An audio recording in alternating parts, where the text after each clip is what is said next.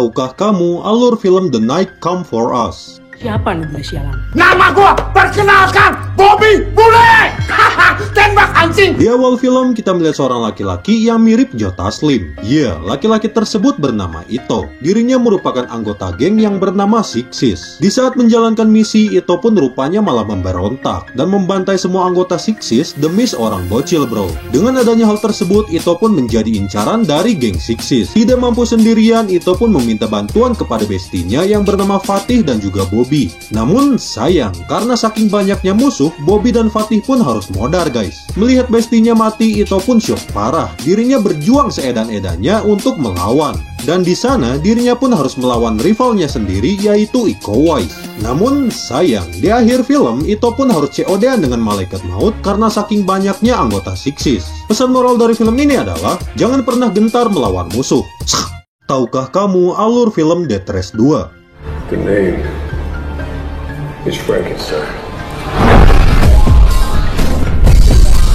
Di awal film kita melihat seorang tahanan baru yang bernama Lucas. Di sana dirinya pun ditempatkan di lapas tingkat tinggi, bro. Melihat hal tersebut, bos penjara yang bernama Waslam pun merekrut Lucas untuk mengikuti lomba balap liar yang bernama Death Race. Dan di sana Lucas pun ditemani oleh seorang wanita cantik bernama Katrina. Dengan skill yang dia miliki, Lucas pun selalu menang di setiap sesi balapan. Dan hal tersebut membuat para musuhnya pun iri dengan Lucas. Dan parahnya, mereka pun berencana untuk membantai Lucas pada sesi balapan. Dengan adanya hal tersebut, tentu saja Lucas pun mendapatkan luka yang cukup serius, bro.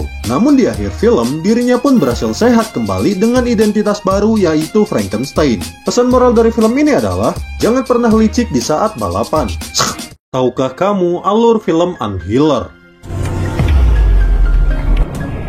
Di awal film kita melihat anak laki-laki bernama Kelly. Kelly ini selalu dibully oleh teman-temannya, guys. Saking parahnya, para pembuli itu pun sampai tega membunuh ibunya Kelly. Pada suatu hari, Kelly pun mendapatkan kekuatan aneh yang sangat misterius, yang dimana dirinya memiliki kekuatan penyembuh yang sangat luar biasa, bro. Tidak hanya itu, bro, Kelly juga mampu menyantet orang dari kejauhan. Dengan adanya hal tersebut, akhirnya Kelly pun berniat untuk balas dendam. Perlahan dirinya pun membantai orang-orang yang sudah membulinya, bro. Dan orang yang sudah membuli Kelly pun perlahan mati satu persatu. Namun sayang, dengan kekuatan tersebut, Kelly pun menjadi tidak terkendali. Dan dirinya menggunakan kekuatan tersebut untuk hal negatif, guys. Hingga pada akhirnya di akhir film, tanpa Kelly sadari, kekuatan tersebut pun malah perlahan membunuh Kelly.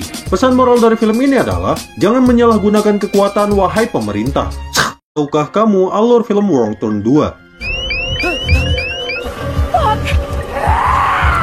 Di awal film, kita melihat sekumpulan orang yang berniat untuk mengikuti lomba bertahan hidup di hutan. Para peserta lomba akan diberikan hadiah $100.000 jika mereka berhasil menjalankan misi dengan baik. Dan tentu saja mereka pun auto semangat akan hal tersebut. Namun rupanya tidak semudah itu, bro. Di dalam hutan tersebut terdapat keluarga psikopat yang bersiap untuk membantai mereka. Perlahan para peserta pun memulai lomba. Dan di sana mereka pun terbagi menjadi beberapa kelompok. Pada awalnya mereka pun berhasil bertahan, namun seiring berjalannya waktu, satu persatu dari mereka pun auto terbantai oleh psikopat gunung. Tidak hanya itu, bro, para peserta pun seedan-edannya berusaha bertahan dari sana. Hingga pada akhirnya di akhir film, hanya tersisa Nina dan Jack lah yang berhasil selamat dari sana. Pesan moral dari film ini adalah uang adalah bukan segalanya.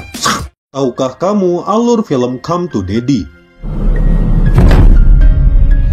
Di awal film kita melihat seorang laki-laki bernama Norval. Di balik wajahnya yang baik, Norval ini merupakan laki-laki yang feminis dan cukup lemah gemulai. Pada suatu hari, dirinya pun berniat untuk bertemu dengan ayahnya yang tinggal di daerah pesisir. Namun setibanya di sana, Norval pun auto rewas ketika melihat ayahnya yang sedang disekap oleh penjahat, bro. Melihat ayahnya yang tualak kaya, Norval pun berusaha untuk menolongnya.